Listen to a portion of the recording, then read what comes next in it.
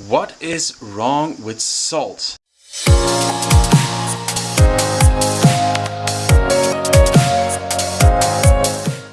Nothing's wrong with salt. Sodium is perfectly fine. Sodium is in every plant food if the soil actually contains the sodium.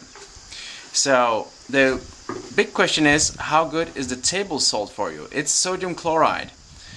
I think that a little bit of table salt might be good for you because the soil might be completely depleted of sodium and you will not get enough sodium. And it also increases the probability that you will eat more plant food because a little bit of salt will make the food more tasty for you.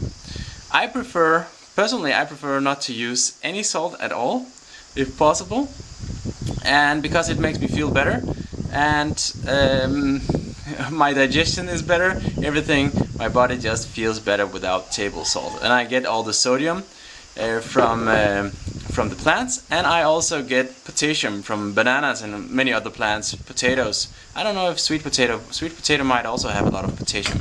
And people argue that you can use potassium instead of sodium in the body in the same way as you use sodium. But the interesting thing is that Dr. Greger from nutritionfacts.org has made a couple of videos, so let's dig into them. Millions suffer from asthma attacks triggered by exercise, and those on the high-salt diet ended up with triple the inflammatory cells.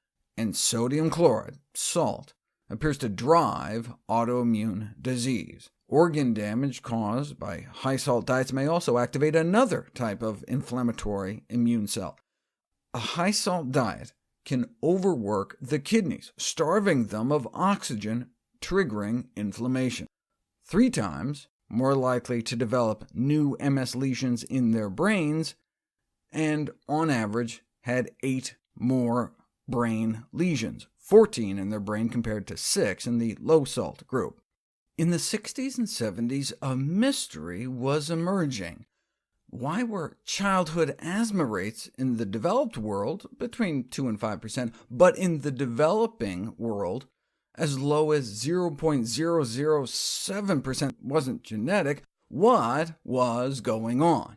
Subsequent dietary experiments showed that diets high in salt seemed to increase asthmatic symptoms, and lowering the salt seemed to decrease asthmatic symptoms, and it seemed more salt meant more death. A randomized, double-blind, placebo-controlled trial.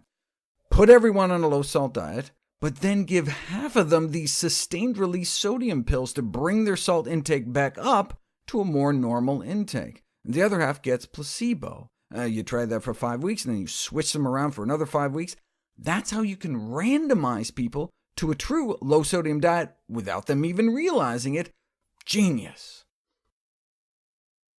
So, what happened? Asthmatics on the salt got worse. Their lung function got worse. Their asthma symptoms got worse, and they had to take more puffs on their inhalers. And the very interesting thing is that if you use sodium, or you're not aware of how much salt there is in the food, you will always get too much. And like when I was in Denmark, in the 100 grams of bread, you'll get 1 gram of salt. It's like, what?